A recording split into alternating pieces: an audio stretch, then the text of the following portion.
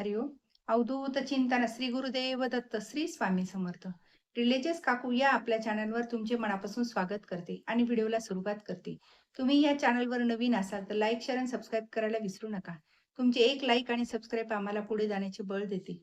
चला तर व्हिडिओला सुरुवात करूया. बघा, हा अधिक मास आहे, तर हा पवित्र महिना आहे आणि याला आपण पुरुषोत्तम मास म्हणत असतो. तर ह्या महिन्यामध्ये तुम्ही जितके म्हणजे दान धर्म करताल, जितके म्हणजे स्तोत्र पठण करताल, जितके पारायण करताल, तितके आपल्याला अधिक पटीने फळ मिळत असते. तर ह्या महिन्यामध्ये आपण जितक्या म्हणजे 5 मिनिटाची सेवा असो का 10 मिनिटाची, आवर्जून आपल्याला सेवा करायची आहेत. कारण आपल्याला हे अधिक पटीने फळ आपल्याला म्हणजे पुण्य प्राप्त करायचे आहे. तर त्यामुळे आपण गुरुचरित्र पारायण कसे करावे, नवनाथ पारायण कधी करावे, हे आपल्याला बघायचे आहे. तर व्हिडिओ शेवटपर्यंत नक्की बघा. तर बघा, आपल्याला गुरुचरित्र पारायण केल्याने आपल्या घरातील नकारात्मक दोष निघून जातात, वास्तुदोष निघून जातो. जी काही कोणाची वाईट नजर वगैरे लागलेली असेल, ती ती गुरुचरित्र पारायणाने निघून जाते.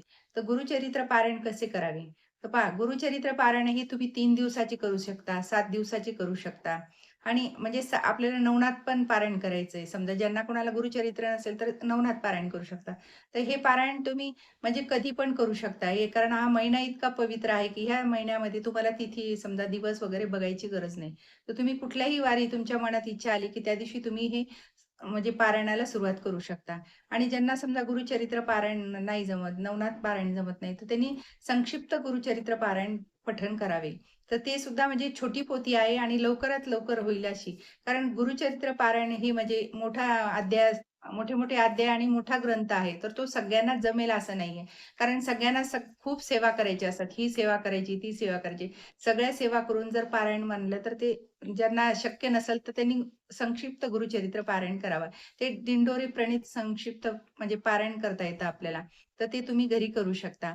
आता मंदिरात वगैरे तर करतात, तर तिथं आपल्याला म्हणजे असे नियम अटी पाळल्या जातात. पण घरात सुद्धा आपल्याला करायचं झालं, तर आपल्याला नियम अटी पाळावेच लागतील. कारण गुरुचरित्र पारायण हे म्हणजे दिव्य ग्रंथ पारायण आहे.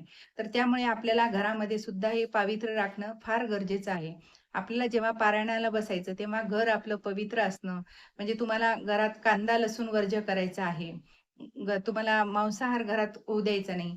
हे असे आपल्याला म्हणजे नियम कटाक्षाने पाळायचे आहेत आणि हे जर आपण नियम पाळले, तरच आपल्या त्या पारायणाला आपल्याला फळ प्राप्त होत असते. नाहीतर आपण पारायण करू, घरात काहीच म्हणजे पावित्र्य नाही, तर हे आपल्याला म्हणजे त्या पोथीचा अपमान केल्याप्रमाणे होईल. त्यामुळे आपण पारायण जर करायचंच असेल, तर घरात आपल्याला पहिले पावित्र्य ठेवायचे. परत तुम्हाला असं म्हणजे सगळ्यांनाच घरामध्ये सगळ्यांनीच नियम कटाक्षाने पाळले, तर घरात पावित्र्य राखतं.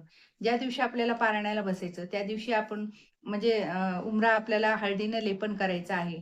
तिथं आपल्याला स्वस्तिक काढायचे आहे दोन्ही बाजूनी आणि घरामध्ये समजा गोमूत्र, खडे मीठ वगैरे टाकून फरशी पुसायची आहे आणि मग त्या दिवशी आपल्याला म्हणजे घर आपलं पवित्र होईल आणि मग त्या दिवशी आपल्याला म्हणजे ग्रंथ पारायणाला बसायचंय. तर तुम्ही हे ग्रंथ पारायण सकाळी करू शकता. आपल्याला 12 ते 12:30 करायचं नाही, पण मग 12:30च्या नंतरही करू शकता तुम्ही. पण फक्त कसं आहे, आता अध्याय मोठे आहेत. तुम्ही मग हा 3 दिवसाचं करू शकता, 7 दिवसाचं करू शकता. तुमच्या वेळेनुसार तुम्ही जे तुम्हाला वेळ आहे जितके दिवस त्या याच्यापर्यंत तुम्ही हे करू शकता. नवनाथ पारायणाचं तसंच आहे. तुम्ही सकाळी करा किंवा संध्याकाळचा करा. पण तुमच्या वेळेनुसार जितकं तुम्ही पारायणाची वेळ ठरवून असं एकाच वेळेला करताल, तितकं आपल्याला फळ मिळत असतं. एकेच ठिकाणी पारायणाचा ग्रंथ ठेवून त्याच वेळेला जर बसलं, तर आपल्याला त्याचे फळ अधिक मिळत असते. तर ही सुद्धा वेळ आणि पारायण करताना असं कुठलीही वाचताना असं घाईघाईनं वाचून आपल्याला त्याचं फळ मिळत नाही. तर आपल्या शांततेनं आपलं मन एकाग्र करून आपल्याला हे पारायण करायचं आहे. आणि हे जर समजा 2 पारायण होत नसेल, तर तुम्ही संक्षिप्त पारायण करू शकता. तुम्हाला ते 1-1.5 तास पारायणाला लागतो. तर रोज तुम्ही असं करून तुम्ही मग 5 अध्याय समजा हे 5 पारायण, 11 पारायण असे तुम्ही संकल्पयुक्त पारायण जर केले संक्षिप्त, तरीही चालतात. आणि हे संक्षिप्त पारायण तुम्ही तुमच्या वेळेनुसार सकाळी, दुपारी करू शकता हे तुमच्या. फक्त आपण असं आहे की जेवणाच्या जर आधी म्हणजे पारायण केलं तर खूपच चांगलं असतं. नाहीतर तुम्ही एक टाईम जेवण समजा एक टाईम उपास करून असं पारायण करू शकता. जोपर्यंत आपलं पारायण आहे तोपर्यंत आपल्याला फराळाचं करायचं आणि नंतर तुम्ही जेवलं तरी चालेल. तर ते सगळ्यात उत्तम असतं. कारण आपण उपवास करून जर पारायण केलं तर आपल्याला त्याचे फळ मिळतं आणि आपल्या मनाला पण खूप चांगलं वाटतं, की आपण म्हणजे उपवास करून पारायण करतोय. तर जेवण करून हे पारायण करूच नये कधीच आणि जड अन्न घेऊन पारायण कधीही करू नये. त्यामुळे आपल्याला आळस येतो.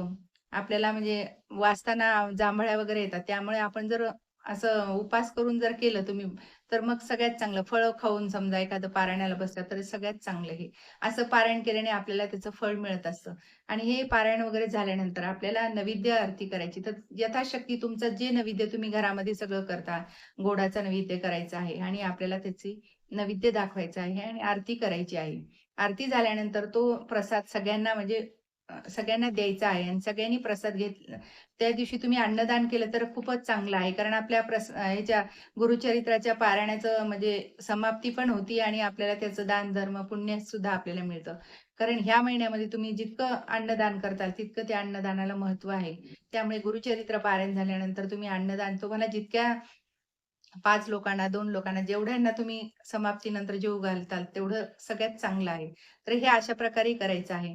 आणि हे दिव्य ग्रंथ आहेत. हे सगळे जे नवनाथ पारायण हा ग्रंथ सुद्धा दिव्य ग्रंथ आहे. या घरामध्ये आपल्याला वाचन झाल्यानंतर आपल्या हे घरामधील जी नकारात्मक ऊर्जा आहे ती निघून जाते. सकारात्मक ऊर्जा तयार होते आणि आपल्यावर म्हणजे साक्षात भगवान हरी विष्णू, माता लक्ष्मी आपल्यावर प्रसन्न होते आणि आपल्या घराकडे लक्ष ठेवते.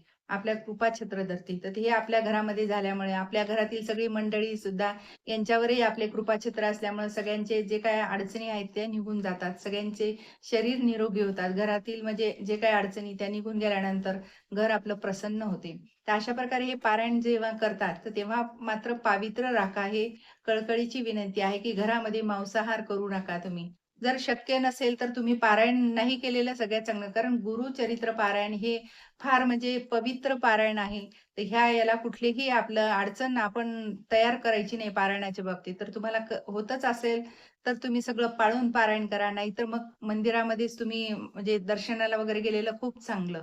कारण हे पवित्र आहे, हे दिव्य ग्रंथ आहे. याला कुठलेही अशी म्हणजे तुम्ही नियम अटी जर पाळणार नाही, तर हे म्हणजे चालत नाही अशा या ग्रंथाला. याला नेहमी-नेहमी हाताळणे सुद्धा या ग्रंथाला चालत नाही.